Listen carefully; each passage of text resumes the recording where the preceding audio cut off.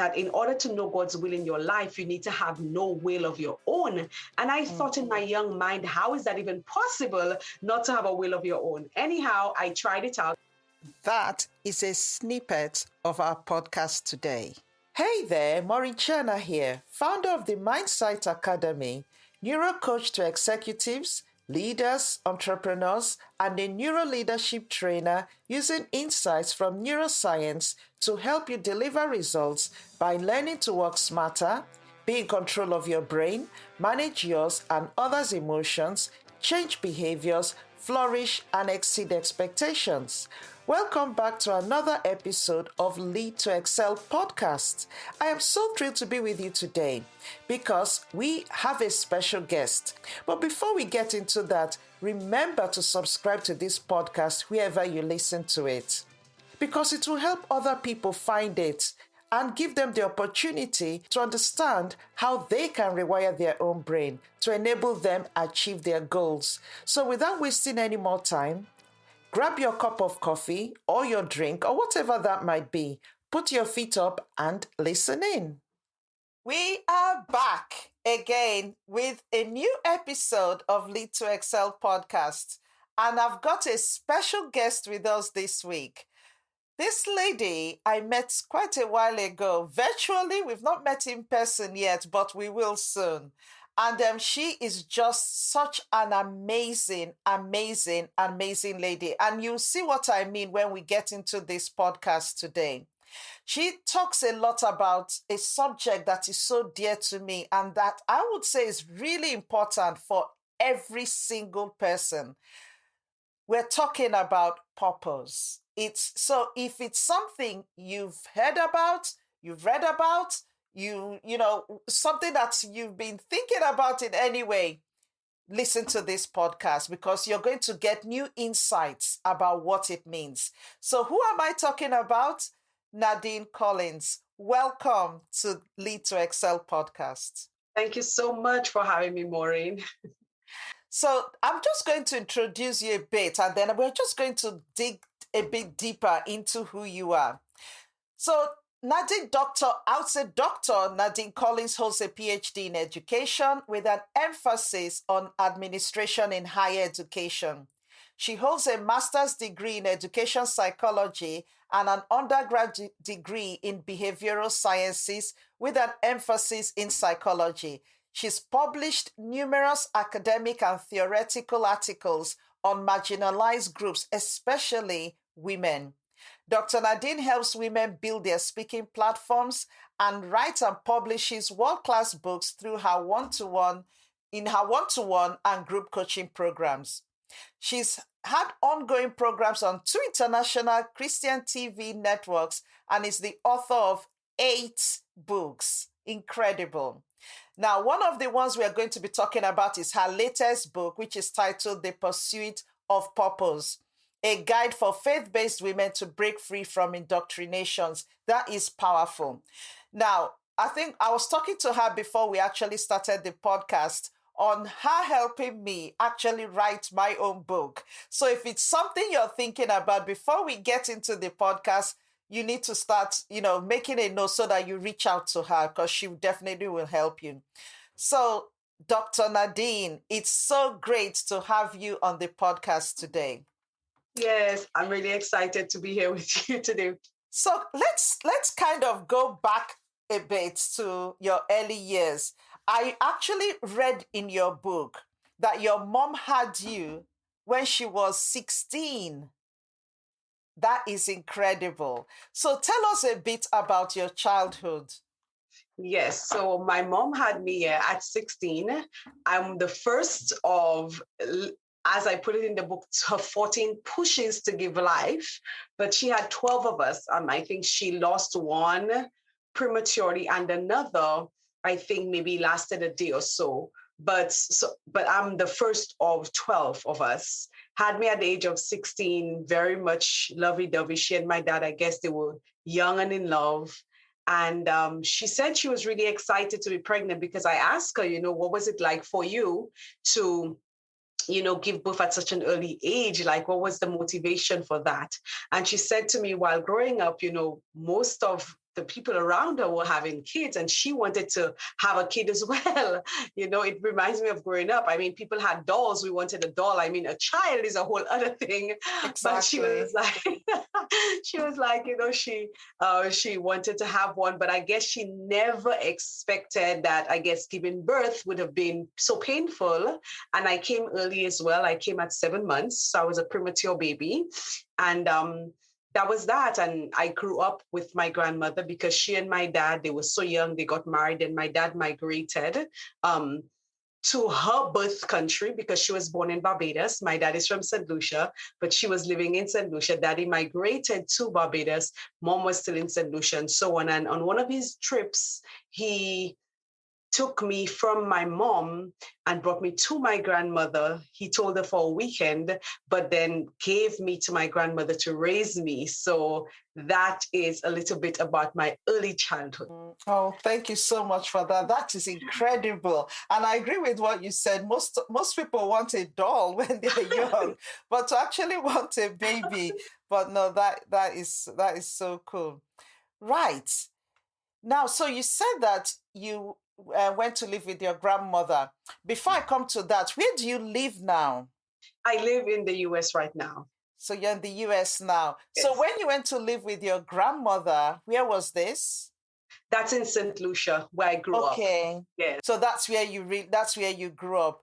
Okay, can you tell us a bit about how it was growing up with your grandmom? And I say this because there's something that I read in your book your grandmom said to you that my mom said to me, and actually it made me make a really important decision. And that's the fact that all lawyers are liars. I knew that's where you were going.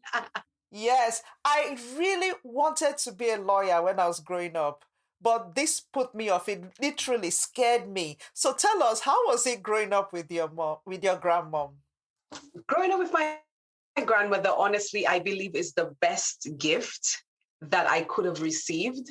I believe with all my heart, and the older I get, the more, even though she's now passed on almost 20 years, I am more and more convinced on a daily basis that God chose her to raise me.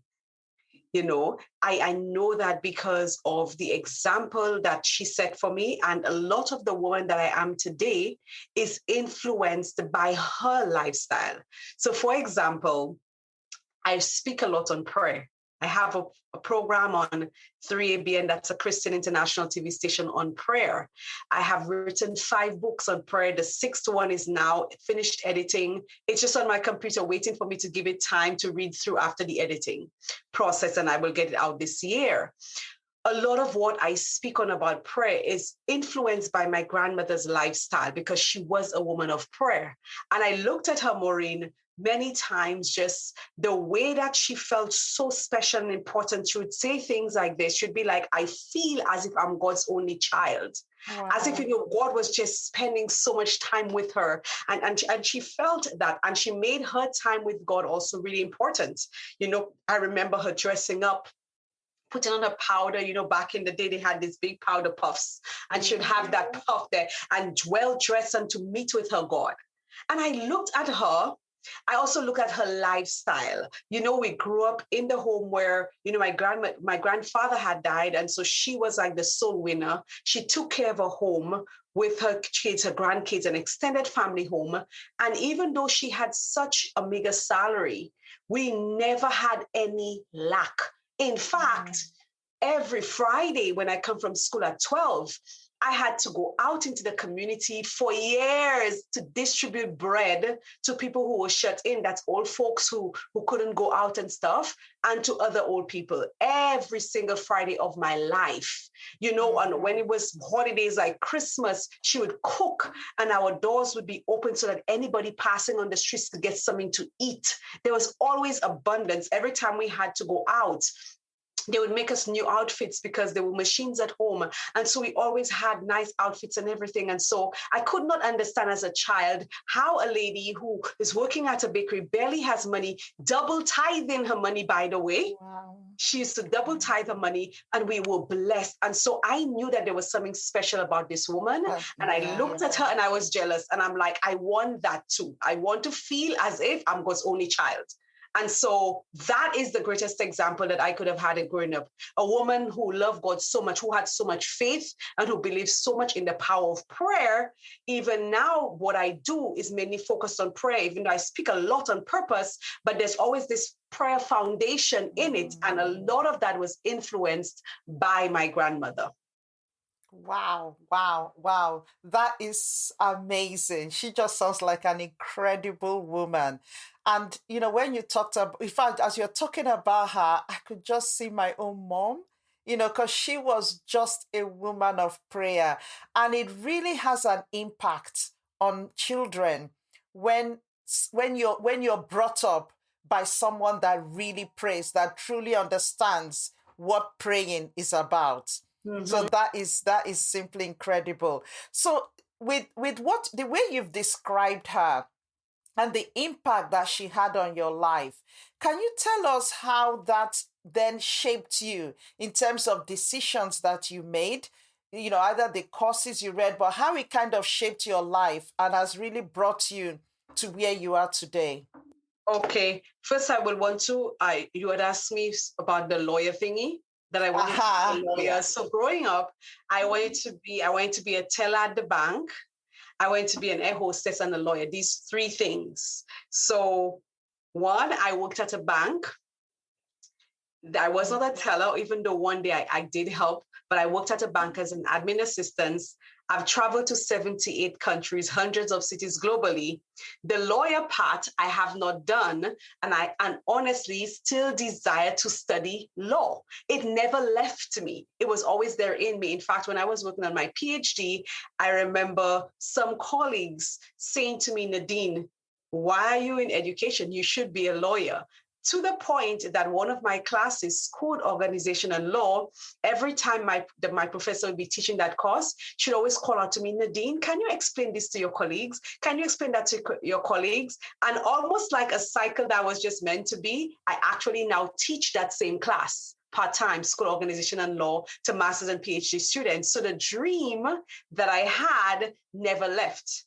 As it relates to now my grandmother influencing me, it influenced me. Her influence actually impacted my life in the sense that because I saw the relationship that she had with God. I wanted that relationship too. I wanted to know what it was like to feel like God's only child, to have my personal relationship, not for religion, not for the doctrines and so on. And so I was on a quest very early in life to have that. So very early in life, I would be testing God and I would be testing things out, testing principles out. And so I now began to shape my own relationship with God. And so now when it came to things like going to study, instead of me going to study in Barbados, where I could study for free because I'm a Barbadian citizen, I decided to pray, where do you want me to go? And of course, I went with his leading, same thing, master's program, PhD program, just depending on God to lead me, including me speaking and including me writing and me now coaching women to do the same. All of that came as a result of my prayer life, which is a result of her impact on my life, just seeking the will of God. Because when I was around 18 or 19, that time she had passed away, just around that same age. And I remember desktop computers were now coming into the scenes of the home. And I was working in an office and I used to use the computer to do little cards and bookmarks and stuff. I loved playing around with Publisher at the time. And I remember saying, because I was typing up little documents and so on, I did not want to do it on the job's time. Sometimes I would stay after work to do it, but I'm like, I wish to have my own computer. So I went to the bank and I had read a chapter of a book that says, that in order to know God's will in your life, you need to have no will of your own. And I thought in my young mind, how is that even possible not to have a will of your own? Anyhow, I tried it out. I went to the bank, but right before I got to the loans officer, right outside there, I said, God, I really want that computer, but if you don't want it, I really don't want it. Or whatever way you want it, I'll want it, whatever. So I went in, I passed my job letter, I passed my pay slip, and then the man put stuff in there. Back in the day, it was just codes appearing on the screen. And he said to me, you qualify on paper, but on like in the system you don't. And under my breath I said, okay, I guess God doesn't want it. I was not disappointed, but he looked at me and he said, but I can speak to my supervisor. And I was like, no, thank you so much for your time and stuff. I'm saying to myself, I guess God doesn't want this. I left that bank, went outside, sunny bright day, and I was like, yes, because I tested it. I really want it. I really don't want it. Whatever you want, I want.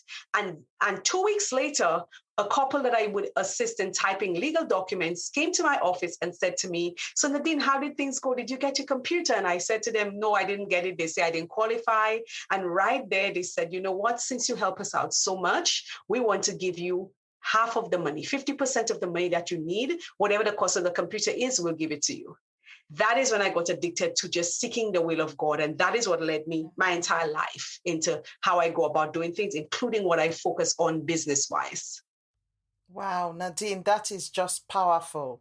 And I think for anyone, as a Christian in particular, just being able to understand that seeking God's will. And I love what you said. To know God's will is having no will of your own. I just love that, because a lot of times we have our own agendas about what we want. But there's something that I used to say growing up that my mom really taught me. It's letting go, let go and let God. And it's truly just allowing God take over completely. I love that. And there's somewhere else, in fact, in the book, you talked a lot about this.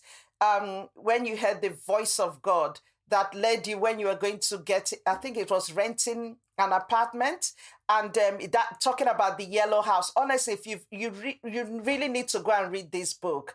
It's just amazing.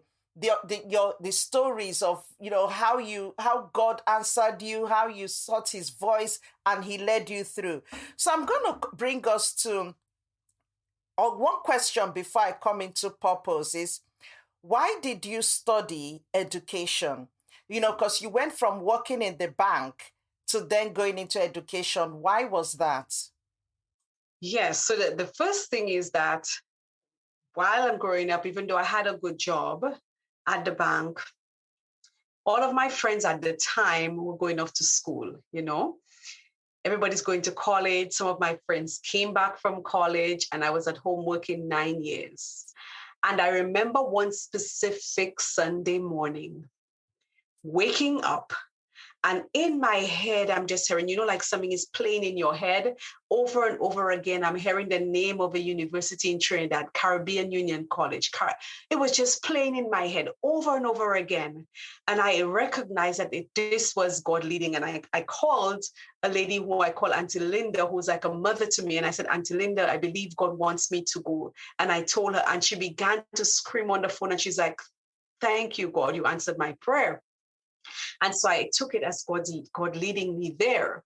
The thing is, I had applied the year before, God accepted, got my student ID and everything, but I didn't have the funds to go. At the time, honestly speaking, if I had the faith that I had at that point, I would have been in school and out.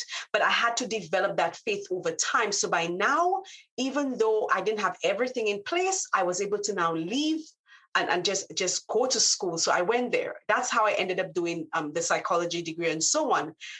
As it relates to the PhD in education, again, that's a whole other story of the leading of God. Because in 2010, I was attending a conference here in Atlanta, and that final morning, I was not feeling too well, and I'm in my bed and I'm feeling bothered that I need to go to the main hall.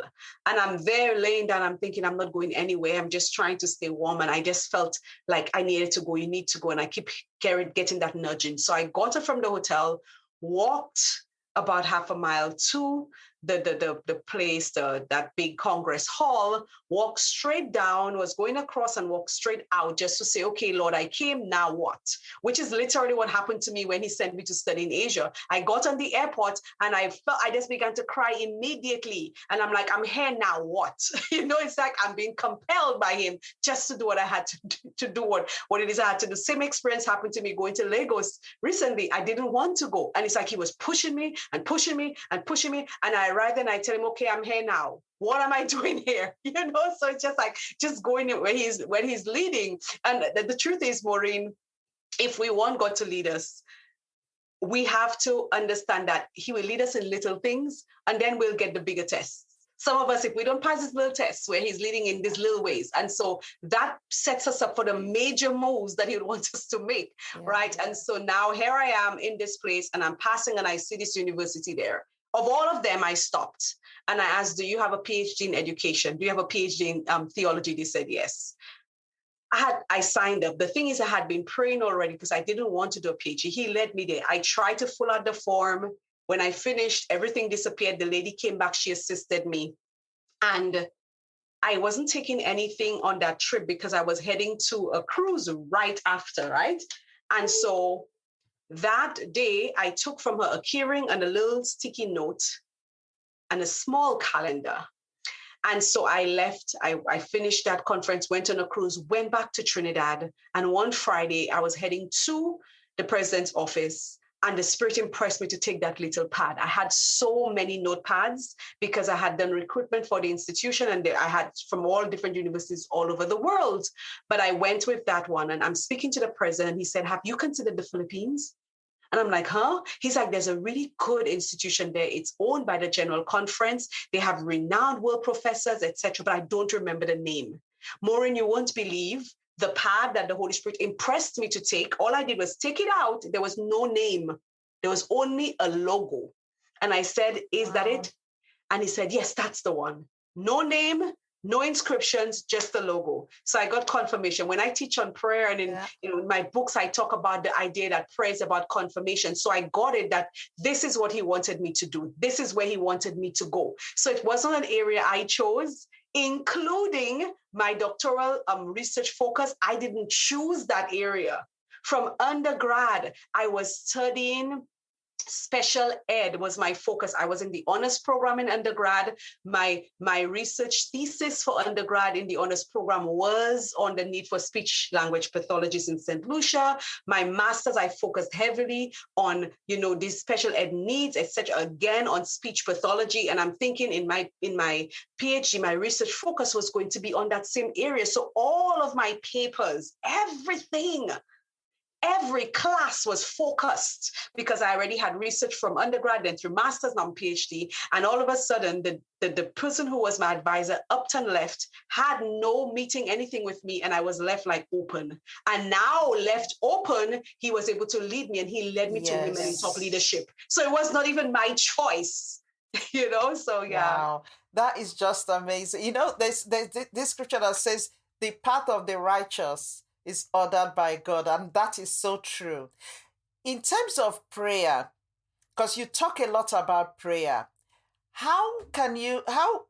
for people listening, what is the best way to pray to hear God's voice? And also how to know that that's God's voice? Just quickly, because I know you talk a lot about it. I know it's huge, but just... And I have so many books on it. I have an online prayer class and everything. So there's a lot of depth. But the basics of it is that, number one, you cannot take any shortcuts to having an effective prayer life. Because prayer is building a relationship with God. Because prayer is how we communicate with God. Communication is how we build relationships with each other, and communication is also how we build relationship with God. And our way of communicating is through prayer. The problem is that many of us, we've been talking to God, and that is our biggest problem, because a conversation suggests that there are two people talking and not just one. And so most of us are having monologues instead of having a dialogue. So we've been talking to ourselves and saying we're talking to God, because he does not have any opportunity in the conversation to tell us anything. And so that is a foundational principle in the first book on prayer.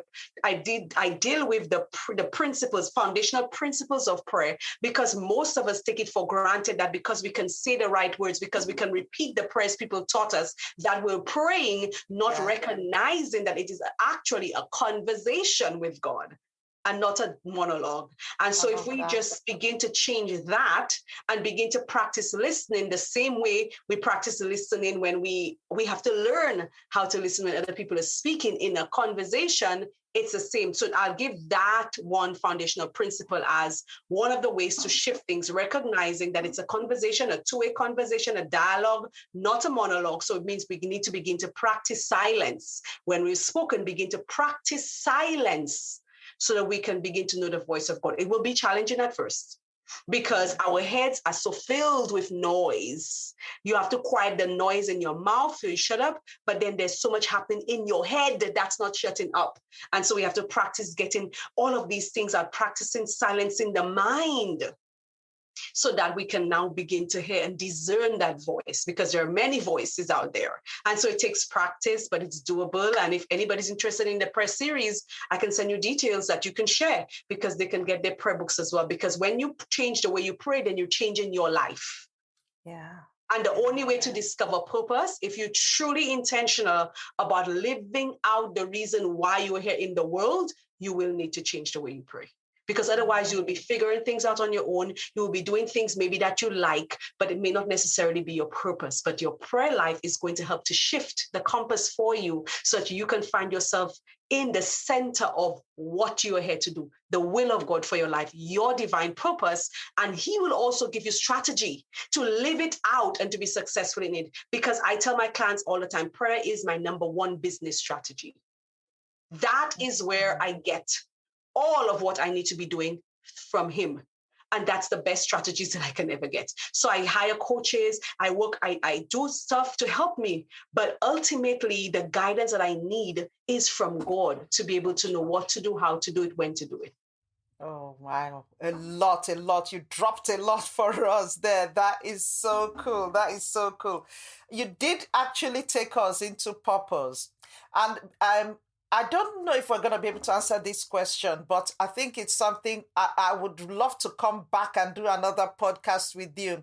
And it's really talking about prayer and meditation, really linking, especially when we talk about that, being quiet and listening to God, so that we can actually, it's not just us, it's not the monologue. So it's something I really want to, we might be able to talk about it, but if not, it's something I really want us to come back to. But you did touch on purpose, really bringing us to purpose. How do you define purpose, and why is it important to know? Yes, so purpose is really any single one of us living in divine alignment with what we're meant to do. It's us being totally connected to the reason why we were brought here in the world. So every single one of us were brought here on a divine assignment. There is something that we're meant to do that nobody else can do the way that we can do it, because it's the assignment that we came here to fulfill. Most of us are not intentional about knowing what that is, because we've not been wired to seek purpose. When I was growing up, everybody would say, what do you want to be when you grow up? It's almost like you can choose, the same way I was trying to choose, I want to do law, right? You can choose what you want to be, because we see all of these careers being exposed to us, and the one that looks most appealing, or the one that looks like it can make you the most money, and you could choose. We're not wired to believe that I am here to do something amazing, and from a child I need to begin to seek out, what am I here to do in the world? What change am I here to make? How am I meant to influence or impact lives or inspire lives? It's almost like we're led to choose our own path. And most of us end up doing that and still feel unfulfilled. Most of us do it. We could make the most money. The clients I work with, great, they have great jobs. All of them are highly educated women. They're making the money. Some of them are already having impact on everything. But there is this sense of a lack of fulfillment and a lack of peace. Like, I'm doing all of this, but yet in the night, my mind is not feeling at ease. I don't feel as if I'm there. It's because purpose is calling. I don't know if you realize how I personify purpose, especially in the prologue, about, purpose being Your there with twin. Yes, being there. And so purpose is always calling us out. And we know that it's calling us out when we feel that I'm meant to do more. I may not know what it is, but I know this is not it. It doesn't matter how much money I make. It doesn't matter what I do, how much I do this. Something is missing, and that's because you're not yet aligned with why you're here, what that divine purpose is. Once that comes, there is this peace Peace. I get to see it in my class all the time. This peace that comes. And that's when you also get real crazy. Your faith is just like mad. Yeah. Because you like, this is it, and I will do whatever it takes to do what I have to do because this is it. Even though it means I have to leave my job. Even means that I get a downgrade according to, it doesn't matter what happens, this is it. I feel finally that I'm doing what I'm meant to do and I'm where I need to be, and this is it for me. And so the importance of purpose is that sense of peace, that sense of I am doing what it is I'm meant to do. And the irony is, I say it, and I think I put it in the book as well, is that purpose is its own motivation and its own inspiration. When you're operating in your divine purpose, you actually have less to do to be prepared to do what you need to do because you already have everything from already inside. It's almost like it's innate for you. That's why we connect with God, as etc. For him to download strategy because he knew us before we were born. He said, I set you apart for that thing. And so now because you knew me and you know what you set me apart for, I am coming to you for strategy, divine strategy to execute that particular thing. Gosh, that is a lot. And you mentioned something that I think is just so powerful, and it's the fulfillment that you get when you discover purpose, and how unfulfilled you are, when you don't have purpose. So, that is really, really important. No, thank you so much. Now we're coming to an end. And there's a lot that we can talk about relating to this topic. But one thing that I think a few questions that you mentioned in the book, can you just go mention those three? And then we will just round up when it comes to discovering purpose. I think the first one you said is, who am I? And then we go on from there. Yeah. Yes. So the thing is, when I lead women on that path to purpose, that path to uncovering purpose, the first thing is addressing first your beliefs about purpose. Because if you do not believe that you were brought here into the world for a reason, if you do not believe that you were brought here into the world to do something specific, you will never be looking for it. Mm. So there must first be this belief that I am here to do something amazing and I need to know what that is, because we only find what we're looking for. So if I don't know there is something out there, then I will not know that I'm looking for that something. Now, the three fundamental questions. So the first thing is it's really a background of the person seeking purpose. It's a background of that person recognizing I need to be on a journey. Now, when we're on that journey, we ask ourselves some fundamental questions, really basic philosophical questions, but really important to the fulfillment of purpose, which is who am I? Because if my belief about who I am, it's not really grounded in something healthy, in a healthy view of myself, in a healthy view of who I was created to be, then again, I will not be seeking out purpose. Because if I fundamentally don't understand who I am, if I have these negative views of me and I think of myself in a very negative way and all of that stuff, I won't be thinking that I'm here to do something amazing. I will just be looking for something to do, getting by, and exiting the world and a sad soul. We ask ourselves a second question: why am I here? Why am I here? I'm here for something specific. Goes back to background. I'm here for something specific. I'm here to do something amazing. I need to know what that is. And the third question, what am I supposed to do, linked to the second one, is how am I executing that purpose? Because the thing is, whatever it is you've been brought here to do. So as a Christian, for example, who am I is really rooted in me being a child of the King. And that's so generic. So I always ask women to go deeper than I'm a child of the King. Go deeper. Who am I? Take off all of the roles that you play, because most times when I ask women, who are you? I'm a mom, I'm a wife, I'm a this, I'm a that. Yeah. I'm like, take away all these roles and answer about who you are. Describe yourself. I said to them, if you met yourself for the first time, what would you say to you about you? Impress me. Tell me about you. Go deep. And so we want to be able to face that, who am I? Because that is where we're faced with our own issues. It brings us to our indoctrinations and our fears and our mindset about ourselves. So then we're able to be making the change and the shifts and stuff like that. When that is done, we look at things like, why am I here? I'm here to do something amazing. Okay, so I need to search for it. So what am I supposed to do? When I find out why I'm here, I'm supposed to do something with it, because your delivery of your purpose will look different probably to somebody else's.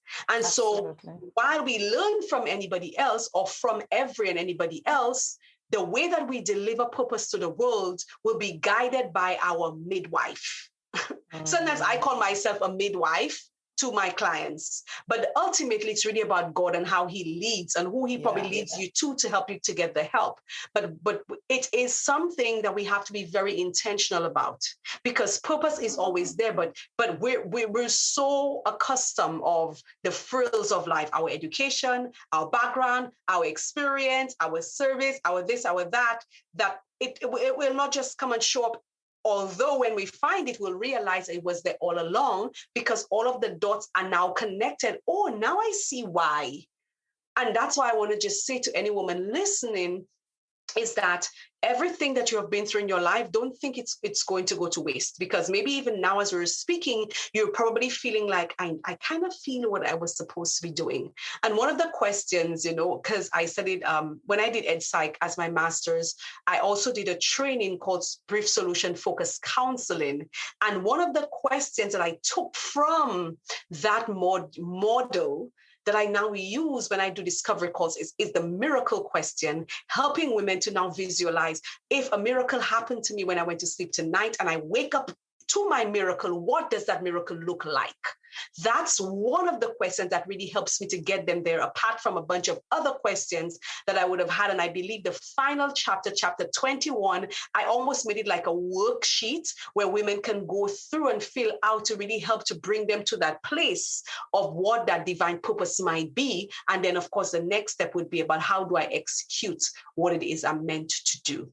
Oh, thank you so much. Thank you so much. So the book is called The Pursuit of Purpose, and you can find it exactly. That's if you're watching on YouTube, you'll be able to see the video and see the book. I know you can find it on Amazon and any other place where people can go get the book. For the autograph hard copies, which most people may want, I just shipped out about 50 something this morning. The autograph hard copy, we could send the link, share the link with you so you can share them where they can order it. So if you order it on Amazon, you will get a paperback copy. But if you order the autographed hard copy from us, I will be sending it to you with a lovely note, a bookmark in a lovely box, give you the purpose experience. And so I'm excited because I know that this book will transform so many lives, because the feedback has been amazing. No, it definitely will. And I'm getting my own signed copy coming through soon. So do that. I'm going to put all the links in the description. And I like the way you described the understanding purpose and what you need is so true, especially with the whole concept of belief, because that is what is wired into our subconscious brain.